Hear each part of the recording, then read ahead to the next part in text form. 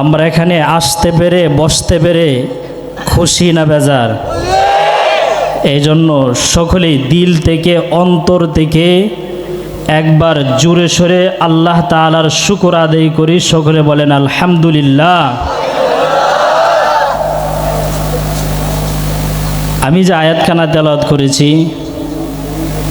এখানে মাগরিবের পর থেকেই অনেক বড় বড় উলামায়ে কেরাম তাদের জবান থেকে আমরা কোরআন ও হাদিস থেকে মূল্যবান নসিহত আমরা শুনতেছি। আল্লাহ রব্বুল আলামিন যেন এই মাদ্রাসা আর এই মাহফিলকে কবুল করেন। সকলে বলেন আমিন। আমরা দুইটা নিয়তে ওয়াজ শুনব। কয়টা নিয়তে? এক নম্বরে হলো যা শুনবো মনোযোগ সহকারে শুনবো। এক নম্বরে কি? দুই নম্বরে যা শুনবো আমলের নিয়তে শুনবো। দুই নম্বরে কি করবেন? আল্লাহ রব্বুল আলামিন পবিত্র কোরআনে বলেন, ইন্নাস সালাতা তানহা আনিল ফাহশাই ওয়াল মুনকার। মানুষ যখন নামাজ পড়ে, এই নামাজের মাধ্যমে মানুষকে সকল পাপাচার থেকে আল্লাহ রব্বুল আলামিন মুক্ত রাখেন। আমি নামাজের কিছু আলোচনা করব। এই আলোচনা আপনারা সকলেই মনোযোগ সহকারে শুনবেন। আল্লাহ রব্বুল আলামিন আমাদেরকে সৃষ্টি করেছেন, আমাদেরকে দুনিয়াতে পাঠিয়েছেন। আল্লাহ রব্বুল আলামিন আমাদেরকে এমনি পাঠাইছেন। কতক্ষণ এমনি পাঠাইছেন? আল্লাহ রব্বুল আলামিন আমাদেরকে দুনিয়াতে পাঠাইছেন, আমরা দুনিয়াতে আসছি। এই যে আমরা দুনিয়াতে আসার পরে আল্লাহ রব্বুল আলামিন আমাদেরকে কিছু দায়িত্ব দিয়েছেন। আল্লাহ রব্বুল আলামিনের এই দায়িত্বগুলো আমাদের পালন করার দরকার লাগবে কিনা? দরকার আছে কিনা? আল্লাহ রব্বুল আলামিন দুনিয়াতে আসার পরে এই যে আমরা 5 ওয়াক্ত নামাজ, এই 5 ওয়াক্ত নামাজ আমাদের উপরে ফরজ করে দিয়েছেন। তো এই 5 ওয়াক্ত নামাজ আমাদের পড়ার দরকার আছে কিনা? কথা কেন দরকার আছে কিনা? আল্লাহ রব্বুল আলামিন এই 5 ওয়াক্ত নামাজ আমাদেরকে দিয়েছেন। এখন যদি নামাজ না পড়ি, নামাজ আর ইহুদি খ্রিস্টানদের মধ্যে পার্থক্যই হলো ইহুদি খ্রিস্টানরা নামাজ পড়বেন আর মুসলমানরা নামাজ পড়বে। কথা বলেন ঠিক কিনা? এদের মধ্যে শুধু এটাই পরিচয় হবে, আমরা নামাজ পড়ি। যদি নামাজ না পড়ি তাহলে কি হবে? এ ভাই, আমি আর আপনি দুনিয়াতে আসার পরেই আমাকে আল্লাহ রব্বুল আলামিন যেভাবে সৃষ্টি করেছেন, আমার মাথা থেকে আমার মাথা থেকে এই পায়ের তালু পর্যন্ত প্রত্যেকটা অঙ্গ প্রত্যঙ্গের নাম আছে কিনা? কথা কয় না, আছে কিনা? আমার মাথা থেকে পায়ের তালা পর্যন্ত প্রত্যেকটা অঙ্গ প্রত্যঙ্গের নাম আছে। যেমন আমাদের এই নাক নামক একটা নাম আছে কিনা? আমাদের কানের নাম কান, আমার হাতের নাম হাত, আমার চোখের নাম চোখ, আমার মাথার নাম মাথা, আমার দেহের নাম দেহ, আমার প্রত্যেকটা অঙ্গ প্রত্যঙ্গের নাম আছে। এবার আপনারাই জবাব দেন, মানুষ নামে যে জিনিসটা আপনারা ডাকেন, এই মানুষ কাকে বলে বলেন? আমার অঙ্গে প্রত্যঙ্গের মাঝে কোনো জায়গায় লেখা আছে এটা মানুষ? কথা কয় না লেখা আছে এটা মানুষ? কথা কয় না লেখা আছে? আমার অঙ্গে প্রত্যঙ্গের মাঝে কোনো জায়গায় লেখা নাই যে উনি মানুষ, কিন্তু প্রত্যেকটা অঙ্গের নাম আছে, কিন্তু মানুষ যে জিনিসটা এটা নাই। কারণ কি? মনোযোগ সহকারে আমরা সকলেই বুঝি আর মনোযোগ সহকারে শুনবো। আল্লাহ রব্বুল আলামিন বলেন যে মানুষ, একটা মানুষ কিভাবে হয়? যদি আপনারা ধরেন একটা কাগজ আর কলম, যদি কলম আলাদা আর কাগজ আলাদা, যদি ওই কলম দিয়ে কাগজের মাঝে লেখেন তাহলে এটার নাম হয় একটা বই। কথা বলেন ঠিক কিনা? ঠিক তেমনি ভাবে মানুষের ভিতরে সব কিছুই আছে। যদি এই মানুষটার ভিতরে আত্মা নামক আর রূহ নামক যদি ওই জিনিসটা না থাকে তাহলে ওই মানুষটাকে মানুষ কি বলে? লাশ বলেনি? কথা কই না, লাশ বলেনি? মানুষের ভিতরে যদি ওই রূহটা না থাকে, ওই মানুষটাকে লাশ বলে ঘোষণা করা হয়, এটাকে মানুষ বলা হয় না। ঠিক তেমনি ভাবে ওই মানুষটার ভিতরে যখন রূহ নামক জিনিসটা ঢুকায় দেই, তখন এই মানুষটাকে মানুষ বলে। কথা বলেন ঠিক কিনা? জোরে বলেন ঠিক কিনা? আল্লাহ রব্বুল আলামিন বলেন, হে মুসলমান ইমানদার, ভালো করে শুনেন, মানুষ যখন মানুষকে আল্লাহ রাব্বুল আলামিন বানাইছেন, চারটা জিনিস দ্বারা বানাইছেন। এক নম্বরে হলো আগুন, পানি, বাতাস। মাটি, আগুন, পানি, বাতাস, এই চারটা জিনিস দ্বারা আল্লাহ রাব্বুল আলামিন মানুষ বানাইছেন।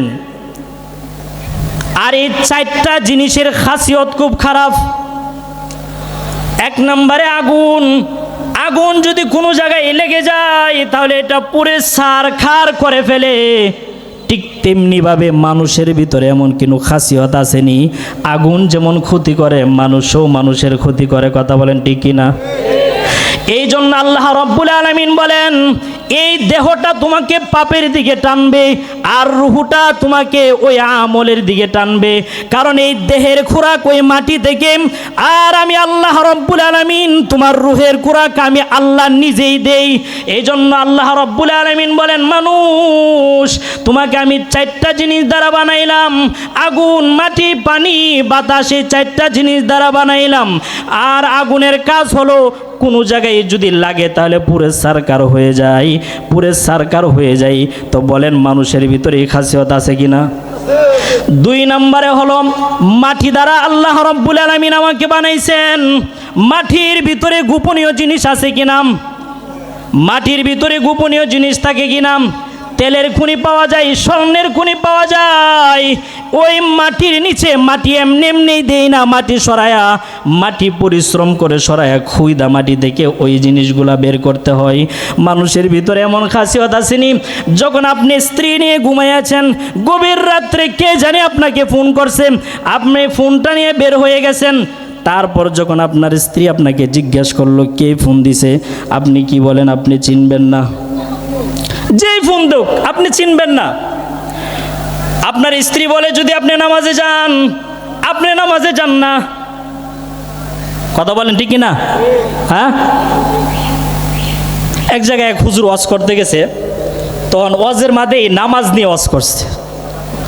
তখন বলছে যে আজকে থেকে যদি কারো স্বামী যদি নামাজ না পড়ে তাহলে তারে ঘরে জায়গা দেওয়া যাবে না।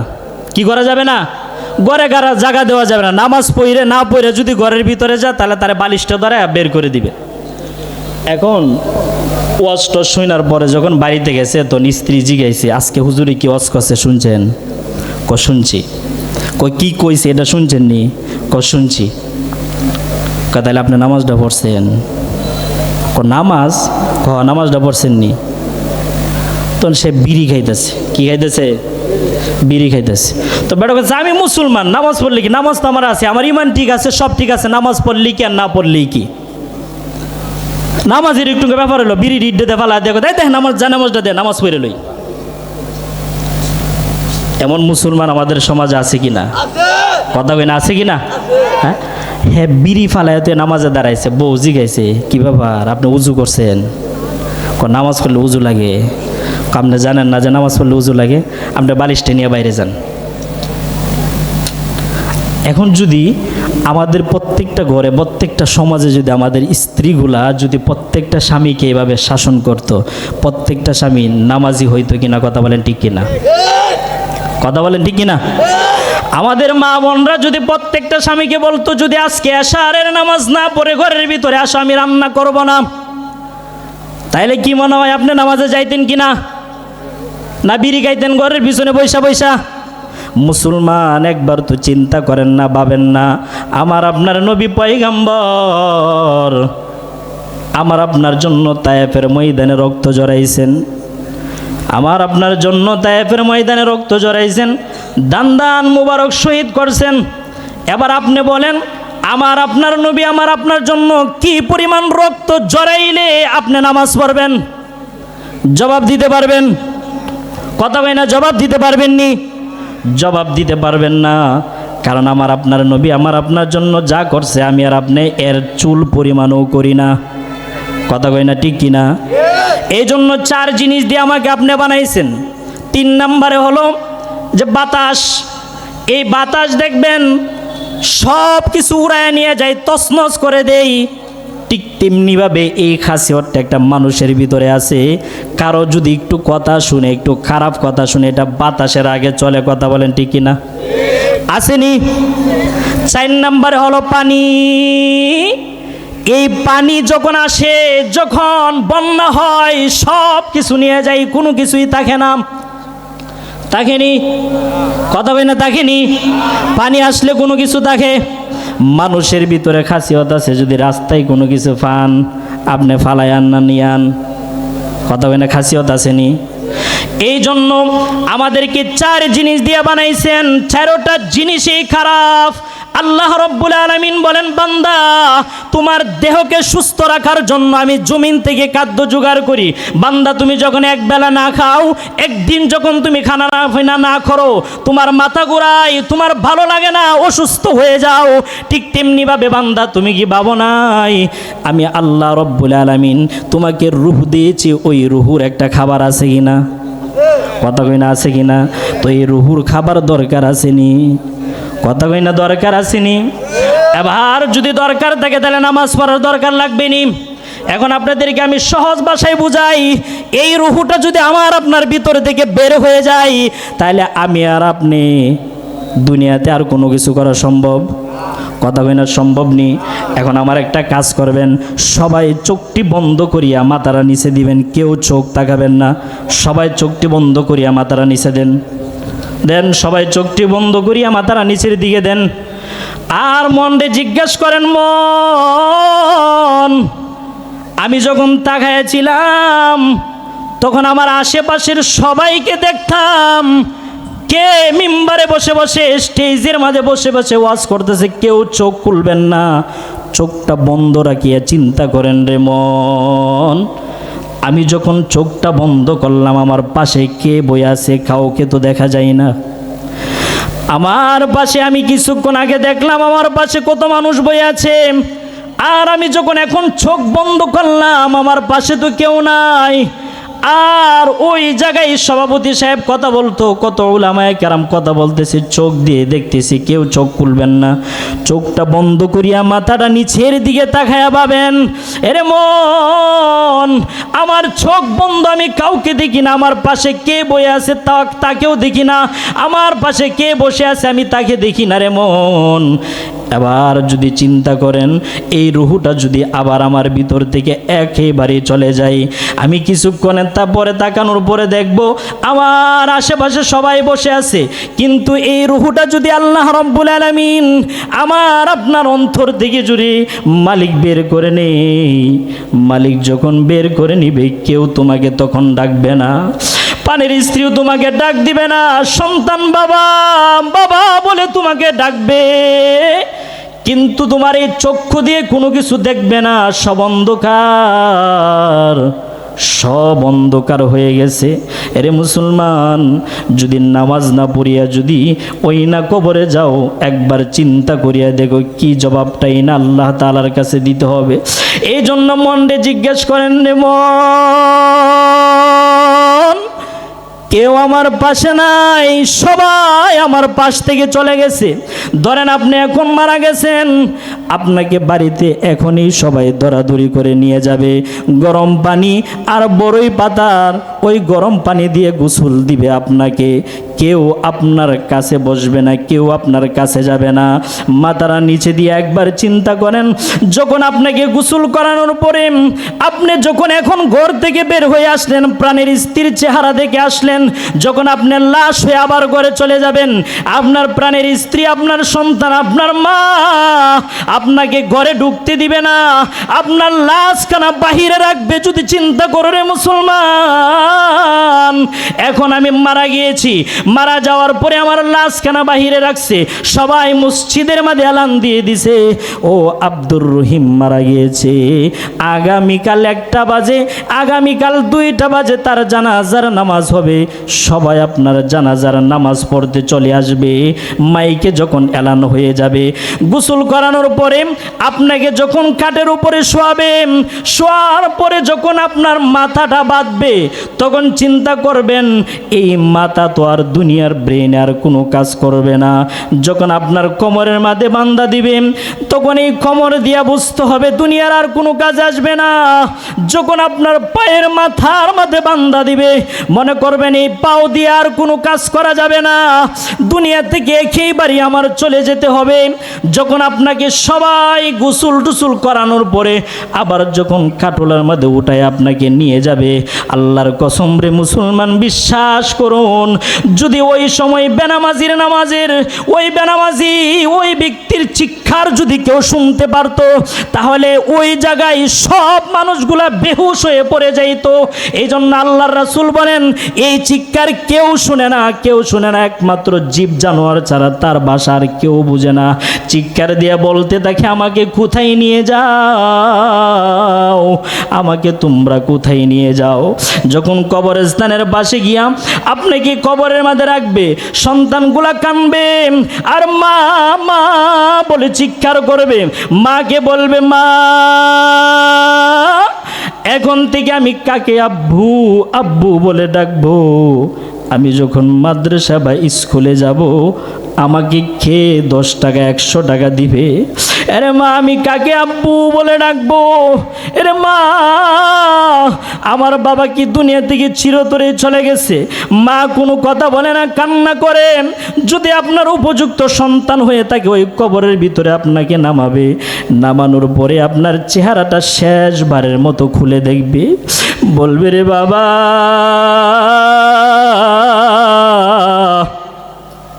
কত বছর কত কষ্ট করিয়া আমাদেরকে লালন পালন করছেন, আজকে চিরতরের জন্য আপনার চেহারাটা দেখলাম, আপনাকে আমি কবরে শোয়া গেলাম। আপন সন্তান আপনার সঙ্গে যাবে না, কেউ আপনার সঙ্গে যাবে না রে মুসলমান। যদি চোখটি বন্ধ করিয়া ভাবেন আর চিন্তা করেন যে আমি যদি চলে যাই, আমার সাথেও তো এই কাজগুলাই হবে, আমাকে গরম পানি দিয়ে গোসল করাবে। যখন আপনাকে সবাই মাটি দিয়া, মনের মন মাটি আপনার উপরে দিবে, সবাই চলে আসবে মাগরিবের পরে, সবার ঘরে ঘরে আলো জ্বলবে, কিন্তু তুমি যদি বেনামাজি হইয়া কবরে যাও, তোমার কবরের আলো একমাত্র আল্লাহ ছাড়া আর কেউ জ্বালাইতে পারবে না। কথা বলেন ঠিক কি না? এই জন্য একবার বুঝেন, নামাজ যদি না পড়েন, নামাজ না পড়া যদি কবরে যান, আল্লাহর রাসূল যদি জিজ্ঞেস করে, রে বান্দা, তোমার জন্য আমি কি করি নাই? তোমার জন্য তো আমি সবই করলাম, কিন্তু তুমি কি আমাকে 10টা মিনিট 5টা মিনিট সময় দিতে পারো নাই?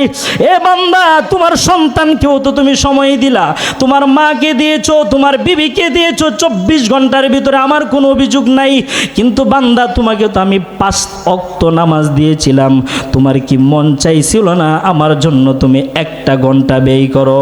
যদি জিজ্ঞেস করে আমার আপনার মতো, আমি আর আপনি জবাব দেওয়ার মতো কোনো উপায় থাকবে? কথা হয় না, উপায় থাকবে নি?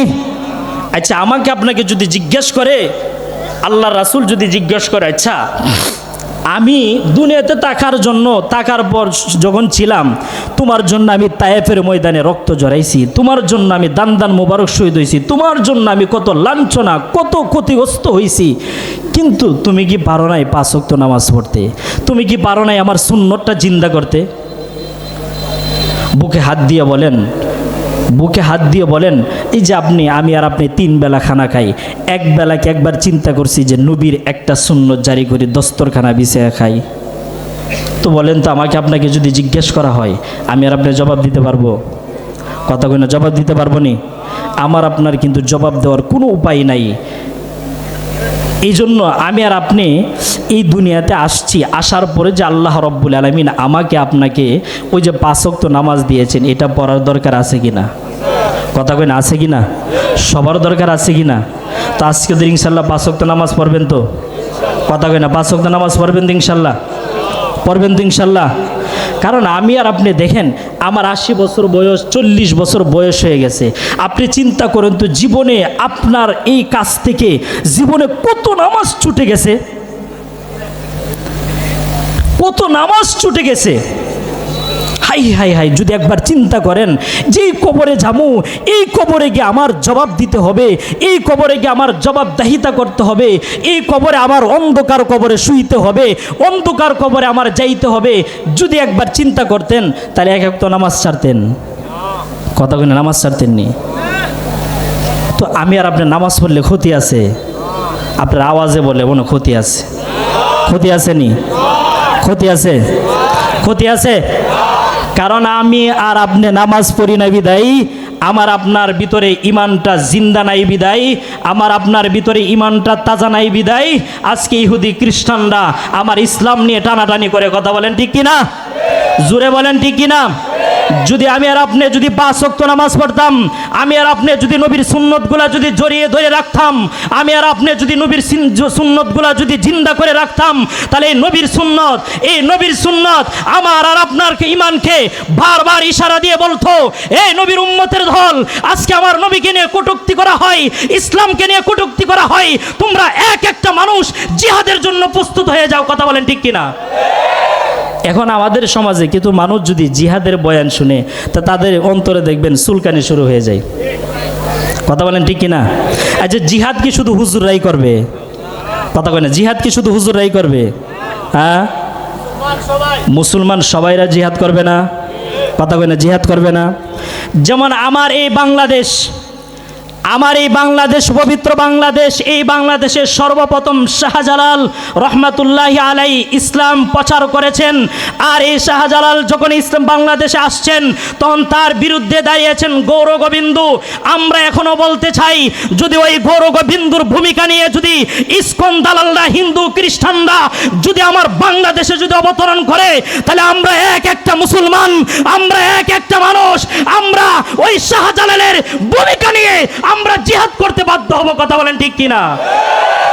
আমরা যদি মনে করি বা আমাদেরকে যদি মনে করে, আমি একটা কথা স্মরণ করিয়ে দিতে চাই, আমরা মনে করি কি যে মাহফিলগুলোর মাঝে শুধু মানে উপরে আর নিচের কথাগুলো হবে, মাটির উপরে আর আসমানের উপরে কথাগুলো হবে। হুজুররা কোনো চিল্লা আওয়াজ করবে না, কোনো গরম আওয়াজ করবে না, কোনো কিছু করবে না। বাস দিনের বেলা রাতের বেলা আওয়াজ শুনছি, দিনে রাত্রে ঘুমাইলাম, ফজরের নামাজের খবর নাই, কোনো কিছু নাই। কিন্তু এর ভিতরে ইমান পাহারা দেওয়ার জন্য, চুর থেকে বাঁচার জন্য যেমন আপনার ঘরকে পাহারা দিতে হয়, ঠিক তেমনিভাবে আমার আপনার ভিতরে যে ইমান এনেছি, যেমন নবীকে বিশ্বাস করেছি আল্লাহকে রাজি খুশি করানোর জন্য, ঠিক তেমনিভাবে ইমানি পাহারা দেওয়ার জন্য আমরা প্রত্যেকটা পয়েন্টে দাঁড়াবার জন্য প্রস্তুত আছি কিনা? কথা বলেন ঠিক কিনা? এই জন্য আমরা স্পষ্ট ভাষায় বলতে চাই, এটা ইন্ডিয়া নয়, যে এটা বাংলাদেশ, শাহজালালের বাংলাদেশ। আমরা ওই সন্ত্রাসীদেরকে বলতে চাই, এটা ইন্ডিয়া মনে করবেন না, এটা পবিত্র দেশ, শাহজালালের দেশ। এটা গুজরাট নয়, এটা পবিত্র শাহজালালের দেশ, এটা উলামায়ে কেরামের দেশ, 90% মুসলমানদের দেশ। যদি এই দেশের উপরে কোনো বাহিরের কুচক্রী মহলরা আঙ্গুল তুলতে চাই, আমরা মুসলমানরা তার আঙ্গুল ব্যাখ্যা করে দিব। কথা বলেন ঠিক কিনা? তোমরা মনে করেছো আমার একজন মুসলমান ভাইকে শহীদ করে এই বাংলাদেশের মাঝে এমন একটা সময় ছিল, এই বাংলাদেশের মুসলমানরা, আমার প্রত্যেকটা কলিজার যুবক ভাইরা একটা প্রভুর স্লোগান দিত, আর তারা মনে করত ওই জায়গায় বা এই বাংলাদেশে ওই প্রভুর রাজত্ব কায়েম করব।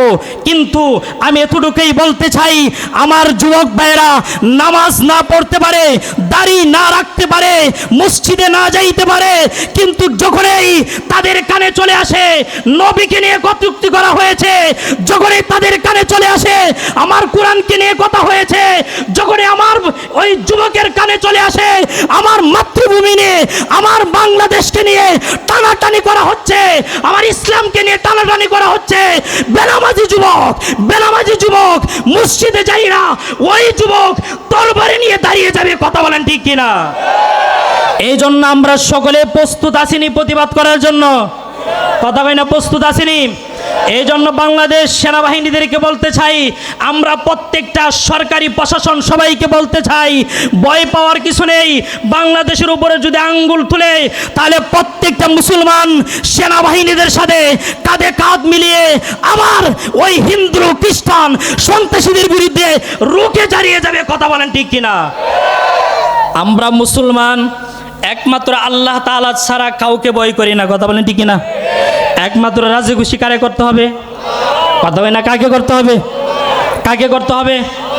কন্টাক্ট একমাত্র নেবেন যে আল্লাহ তাআলাকেই কন্টাক্ট করব, দুনিয়ার আর কাউকে কন্টাক্ট করব না। রাজি খুশি একমাত্র আল্লাহ তাআলাকেই করব, দুনিয়ার আর কাউকে রাজি খুশি করব না।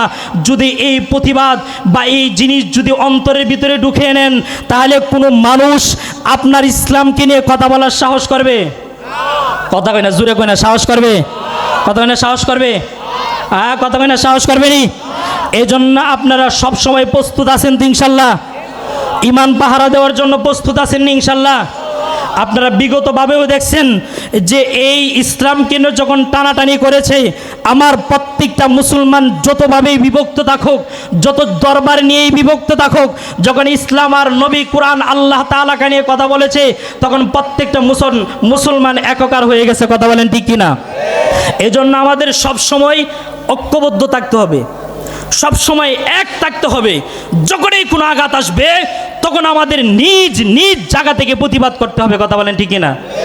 এখন আপনারা গ্রাম অঞ্চলে আছেন, গ্রাম অঞ্চলে আছেন, যদি আপনি বুঝেন এই গ্রাম অঞ্চলে থাকার পরে আমরা কি করব, নবীকে নিয়ে কথা বললে আমরা কি করব, ইসলামকে নিয়ে কথা বললে আমরা কি করব, হ্যাঁ আপনারও করার আছে।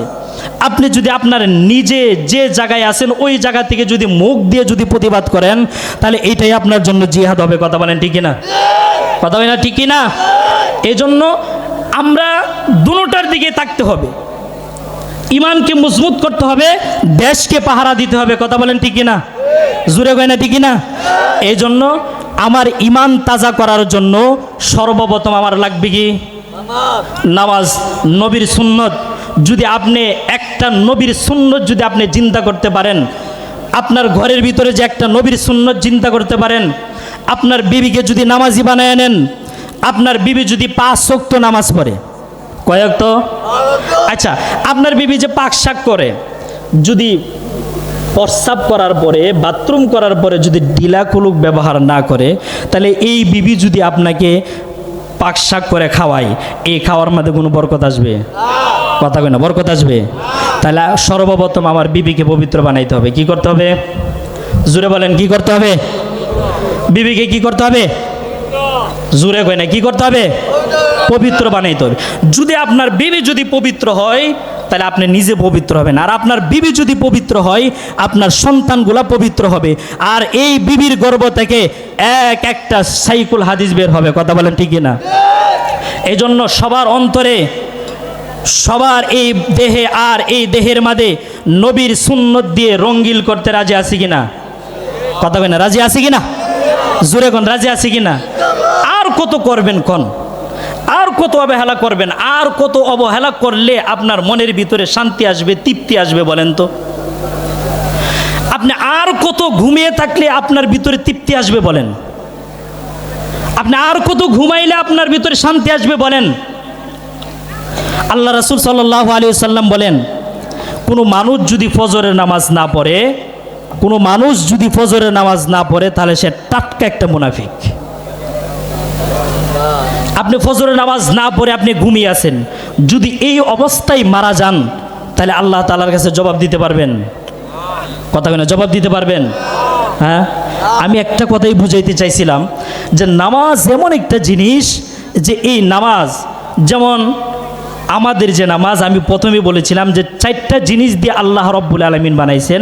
এই দেহটা আমাকে টানবে পাপের দিকে, আর এই রুহটা টানবে আমাকে পবিত্রতার দিকে, আর এই দেহটাকে খাওয়ানোর জন্য, কথা কয় না, সুস্থ হয় কি না? যদি সুস্থ হয়, ঠিক তেমনিভাবে একটা মানুষ যখন তার দেহটা তার পাপের দিকে টানবে, আর রুহটা যখন তাকে ওই পবিত্রতার দিকে টানবে, দেহকে খাওয়ানোর জন্য যখন আমাদেরকে নানান জিনিস আল্লাহ রব্বুল আলামিন নিয়ামত দিয়েছেন, ঠিক তেমনিভাবে আল্লাহ রব্বুল আলামিন বলেন, এই রুহু আমি দিয়েছি, এই রুহুর খোরাকও আমি আল্লাহ রব্বুল আলামিন তোমাকে দিয়েছি। এই রুহুর খোরাক কি? নামাজ। এই রুহুর খোরাক কি? নামাজ। নামাজের উপরে মসজিদে বসবেন, সুবহানাল্লাহ 33 বার, আলহামদুলিল্লাহ 33 বার, আল্লাহু আকবার 33 বার, এই তাসবিহগুলা যদি পড়েন, আল্লাহ রব্বুল আলামিন বলেন, কোনো মানুষ যদি ফজরের নামাজ পড়ে যদি এই তাসবিহগুলা পড়ে, তার ঘরে কোনোদিন অভাব অনটন থাকতে পারে না। অভাব অনটন থাকবে? এখন আমার আপনার ভিতরে অভাব অনটন আসবে না কেন বলেন তো? নামাজই পড়ি না, আর বলি যে বড় লোক হওয়ার জন্য, বড় লোক হওয়ার জন্য। আমি আর আপনি কয়দিন চাইছি যে আল্লাহ আমাকে বড় লোক বানান? চাইছেন? কতক্ষণ চাইছেন? আমি আর আপনি কই দিন চাইছি আল্লাহ আমাকে তুমি সম্মানিত বানাও, চাইছেন? আল্লাহ তুমি আমাকে বিপদ থেকে উদ্ধার করেন, চাইছেন? আপনার কাছে যখন 10 টাকা না থাকে তখন সুদের জন্য দৌড় দেন যে ভাই আমার 1000 টাকা দেন না আমি চলি। কিন্তু বিপদে পড়ে কোনোদিন আল্লাহ তাআলার কাছে চাইছেন? আল্লাহ তাআলার কাছে বলছেন 2 রাকাত নামাজ পড়তেন। কারণ আল্লাহ রাসূল সাল্লাল্লাহু আলাইহি সাল্লাম যখন নবীরা কোনো বিপদে পড়তেন, কোনো মুসিবতে পড়তেন, তাড়াতাড়ি করে নামাজে দাঁড়িয়ে যেতেন। আর এই নামাজের মাধ্যমে আল্লাহ তাআলার সবচেয়ে বেশি নৈকট্য লাভ করা যায়। কথাটা বুঝতে পারছেন? এই জন্য আল্লাহ রব্বুল আলামিন বলেন, বান্দা ঠিক তেমনিভাবে তোমার রুহের খোরাক হলো নামাজ। কোনো মানুষ যদি নামাজ পড়ে, আর এই রুহের খোরাক আমি আল্লাহ রব্বুল আলামিন দিয়েছি, ঠিক তেমনিভাবে আমি আল্লাহ রব্বুল আলামিন বলে দিলাম, কোনো মানুষ যখন নামাজে দাঁড়িয়ে যায়, 5 ওয়াক্ত নামাজে যখন দাঁড়িয়ে যায়, প্রত্যেক ওয়াক্তর নামাজের মধ্যে আমি আল্লাহ রব্বুল আলামিনের নাম আছে। যখন বান্দা আমি আল্লাহ রব্বুল আলামিনের নাম প্রত্যেকটা নামাজের মধ্যে নিবে, যখন আমরা দাঁড়িয়ে যাই, আল্লাহ রব্বুল আলামিন পবিত্র কোরআনের মধ্যে বলেন, আউযু বিল্লাহি মিনাশ শাইতানির রাজীম, বিসমিল্লাহির রহমানির রহিম, আলহামদুলিল্লাহি রাব্বিল আলামিন, আর রহমানির রহিম। বলেন সূরা ফাতিহার মধ্যে আমার আল্লাহর নাম আছে কিনা? কথা কয় না, আছে কিনা?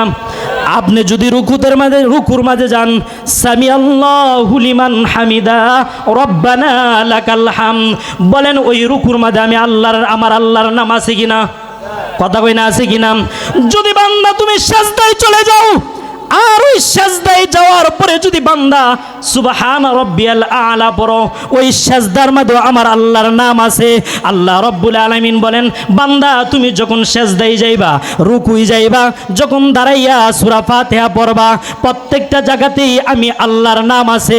যখন আমি আল্লাহর নামের প্রশংসা করতে থাকো, আমি আল্লাহ রব্বুল আলামিন এমনভাবে খুশি হই, আমি আল্লাহ রব্বুল আলামিন, তুমি যদি ফজরের নামাজের মধ্যে দাঁড়াইয়া সূরা ফাতিহা পড়ো, যখন রুকু সাজদার মধ্যে যাও, আমি আল্লাহ রব্বুল আলামিন তোমার সাথে ওয়াদাবদ্ধ হয়ে গেলাম, এ বান্দা ফজরের নামাজ থেকে জোহরের নামাজ পর্যন্ত এর ভিতরে যদি তুমি মারা যাও, আমি আল্লাহ রব্বুল আলামিন তোমাকে 70,000 ফেরেশতা তোমার মৃত্যুর সময় পাঠাইয়া দিব। আল্লাহ রব্বুল আলামিন বলেন, বান্দা তুমি যদি মারা যাও, যদি আবার যখন জোহরের নামাজ পড়বা, জোহরের নামাজ পড়ার পরে আসরের নামাজ পর্যন্ত এর ভিতরে যদি তোমার কোনো বিপদ আপদ আসে, আমি আল্লাহ রব্বুল আলামিন জিম্মাদার হয়ে যাব। যদি এর ভিতরে তুমি মারা যাও, তোমার ওই মৃত্যুর সময় আমি আল্লাহ রব্বুল আলামিন 70,000 ফেরেশতা পাঠিয়ে দিব। তুই তাই নাই রে বান্দা, যদি আসরে নামাজ আদায় করো, মাগরিব পর্যন্ত ঠিক সেরকম কাজেই আমি আল্লাহ করব। মাগরিব থেকে আসার পর্যন্ত ঠিক এরকম কাজেই আমি আল্লাহ রব্বুল আলামিন করব।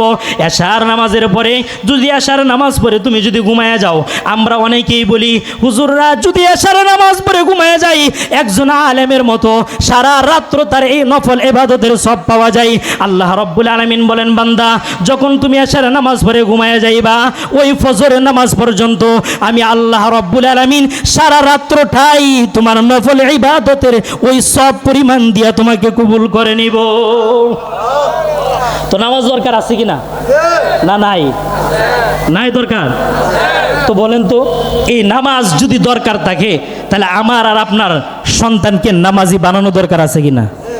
কথা কই না, বানানো দরকার আছে না? আল্লাহ রাব্বুল আলামিন পবিত্র কোরআনে বলেন, সানুরিহিম আয়াতিনা ফিল আফাক ওয়া ফি আনফুসিহিম হাত্তা ইয়াতাবায়্যানা লাহুম আন্নাহুল হক। আল্লাহ রাব্বুল আলামিন বলেন, বান্দা আমি 2টা জাহান বানাইছি, একটা হলো বড় জাহান আর একটা হলো ছোট জাহান। আল্লাহ রাব্বুল আলামিন বান্দাদেরকে বুঝাইতেছেন, সংক্ষিপ্ত আপনাদেরকে বুঝাইয়া দেই। যদি আমরা আসমানের দিকে তাকাই, ওই আসমানটাকে বলা হয় বড় জাহান। ওই আসমানের দিকে তাকাইলাম, ওই আসমানটা হলো বড় জাহান। 2 নাম্বার আসমানের দিকে তাকাইলাম, ওই আসমানটাও বড় জাহান। এভাবে 7ম আসমান পর্যন্ত এটাকে এটাকে বড় জাহান বলা হয়। যদি আমরা এই দুনিয়ার দিকে তাকাই, যদি পাহাড় পর্বত নদী নালা সাগর মহাসাগর যা কিছু দেখি, এইগুলাকে বড় জাহান বলা হয়। আল্লাহ রব্বুল আলামিন বলেন, বান্দারে ওই বড় জাহান নিয়ে বাবা আর গবেষণা করার সময় যদি তোমার না থাকে, বান্দা তোমার 3.5 হাত দেহের ভিতরে তাকাও, ছোট্ট একটা জাহানের দিকে তাকাও, আমি আল্লাহ বড় জাহানে যা বানাইছি, আমি আল্লাহ তোমার মাথা থেকে পা পর্যন্ত তাই বানাইছি। সুবহানাল্লাহ কইতেন না? এই যে আমরা এই দুনিয়াতে যা কিছু দেখি, আসমান জমিন নদী নালা পাহাড় পর্বত গাছ যা কিছু দেখি, আল্লাহ রব্বুল আলামিন বলেন এটাকে বড় জাহান বলা হয়।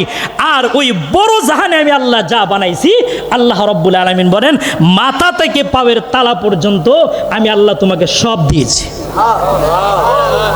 এখন প্রশ্ন আসে না, কি রে বড় জাহানের ভিতরে বড় বড় নদী আছে, কই আমরা শরীরে তো বড় বড় নদী নাই। বড় জাহানের ভিতরে 3 প্রকার পানি আছে, কই আমার শরীরে তো নাই। কথা কই না? প্রশ্ন আসেনি? হ্যাঁ, আল্লাহ রব্বুল আলামিন বলেন, বান্দা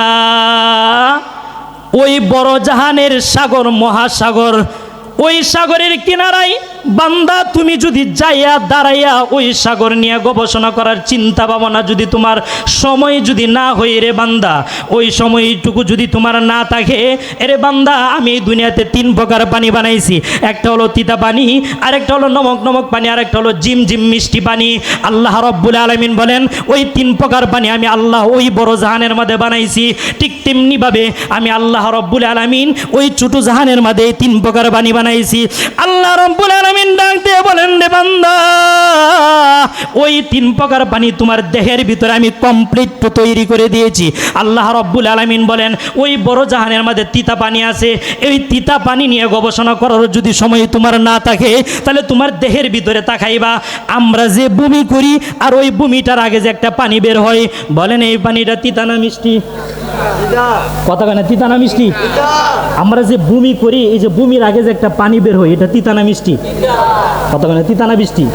একবার যদি প্রশ্ন করো তেন রে মুখ, এ আমার শরীর, ওই যে বমি করার আগে যে তিতা পানিটা বের হয়, আমার শরীরে কোথায় ছিল, কেমনে ছিল, কিভাবে ছিল, ওই পানিটা কোথায় থেকে আসলো, যদি চিন্তা করতেন আর ভাবতেন, তাহলে আল্লাহ তাআলার পরিচয় পাওয়ার জন্য সহজ হইতো কিনা?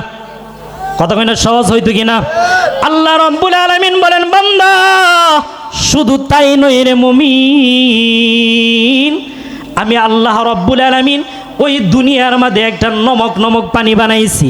ওই সাগরে মহাসাগরে যদি যান, ওই মহাসাগরের কিনারায় গিয়ে ওই মহাসাগরের পানিটা আপনার জিহ্বায় লাগাইয়া দেখবেন, ওই মহাসাগরের ওই পানিটা নমক নমক লাগে। কথা না, গেছেন কেউ কক্সবাজারে? কেউ গেছেন? বড় বড় সাগরের পাশে কেউ গেছেন? দেখেন তো ওই বড় বড় সাগরের এই পানিগুলা নমক নমক নমক নমক লাগে, একবারে তিতাও লাগে না, মিষ্টিও লাগে না, এটা কোনো রকম লাগে না, নমক নমক লাগে। এই জন্য আল্লাহ রব্বুল আলামিন বলেন, বান্দা তুমি যদি ওই মহাসাগরের কিনারায় যদি তুমি না যাইতে পারো, আর ওইটা নিয়ে যদি গবেষণার করার সময় যদি তোমার না থাকে, বান্দা তুমি একবার তোমার নিজের দিকে তাকাইবা।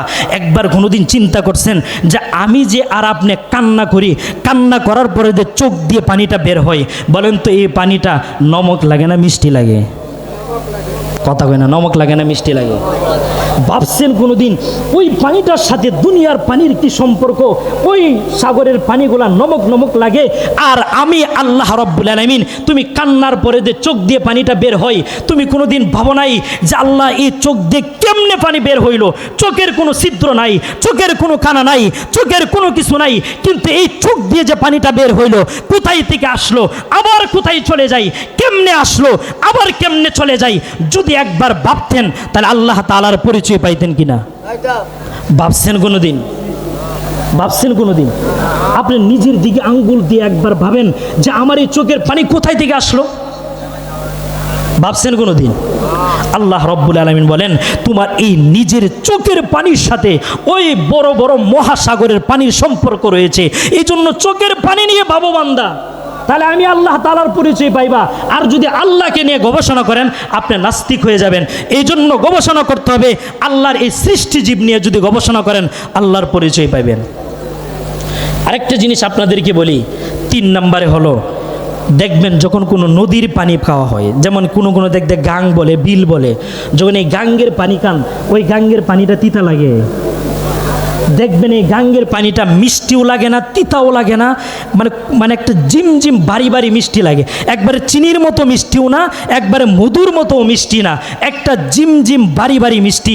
আল্লাহ রব্বুল আলামিন বলেন, বান্দা তুমি যদি ওই নদীর কিনারায় যায়া ভাবা আর গবেষণা করার সময় যদি তোমার না থাকে, বান্দা তুমি দেখো, একবার চিন্তা করিয়া দেখো, বান্দা তুমি যখন কথা বলো, হাজার হাজার কথা বলো, হাজার হাজার রকমের কথা বলো, যদি ওই নদীর পানিগুলা যদি না থাকতো, ওই জমিন শুকায়া যাইতো, জমিন শুকায়া ওই জমিনটা ফাইটা যাইতো, আর এই জমিনের মাঝে মানুষ হাঁটতে চলতে ফিরতে কষ্ট হইতো। এই জন্য এই নদীগুলা থাকার কারণে ওই জমিনটা গর্ভবতী হয়ে থাকে। যখন আমরা ওই জমিনে শ্বাস করি, তখন ওই জমিন থেকে সুন্দর ফসলাদি উৎপাদিত হয়। ঠিক তেমনিভাবে ওই যে আমি আর আপনি সারাদিন কথা বলি, সারাদিন কথা বলি, আমার এই কথা বলার কারণে আমি যদি কাউকে স্যাপ দেই, এই স্যাপ দেওয়ার কারণে কেউ আমাকে ভালো বলবে না খারাপ বলবে?